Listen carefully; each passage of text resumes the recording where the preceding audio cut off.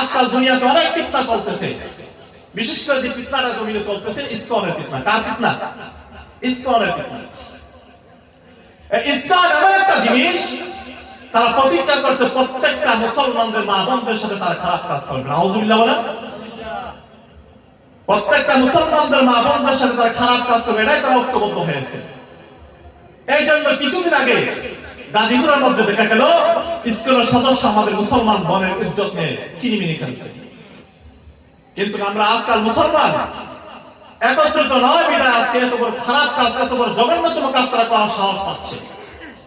হাজ্জাজ ইবনে ইউসুফ এত একটা জালেম বাদশা ছিল, কিন্তু তার আমলের মধ্যেও কোন কাজের সাহস হয় না একটা মুসলমান মেয়ের ইজ্জত নিয়ে চিনিমিনি খেলা।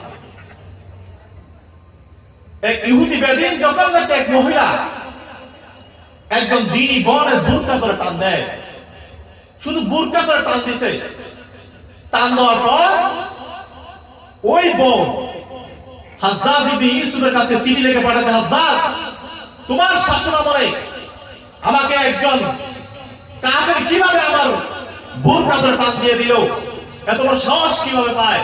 হাজ্জাজ যখন নাকি এই চিঠিটা পেয়ে যায়, হাজ্জাজ ইবনে ইউসুফ সাথে সাথে সৈন্যবাহিনী ওই কাফেরদের বিরুদ্ধে লাগাই দিল। কিন্তু ওই কাফেররা একটু শক্তিশালী ছিল বিধায় তারা তাদের সাথে পারে নাই। এরপর আবার সৈন্যবাহিনী পাঠায়, এরপরও পারে নাই।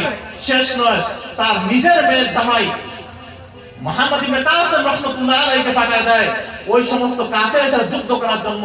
কি জন্য?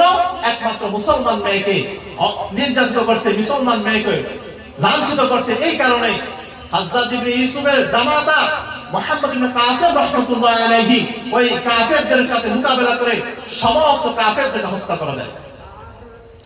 ঠিক তেমনি ভাবে আজকাল আমরা মুসলমানরা যদি একত্রিত হতে পারতাম, সমস্ত মুসলমানরা একত্রিত হয়ে আওয়াজ দিতে পারতাম, ইসকনের বাপের ক্ষমতা নাই মুসলমান কোন মেয়ের দিকে চোখ তুলে তাকানো, ঠিক কিনা?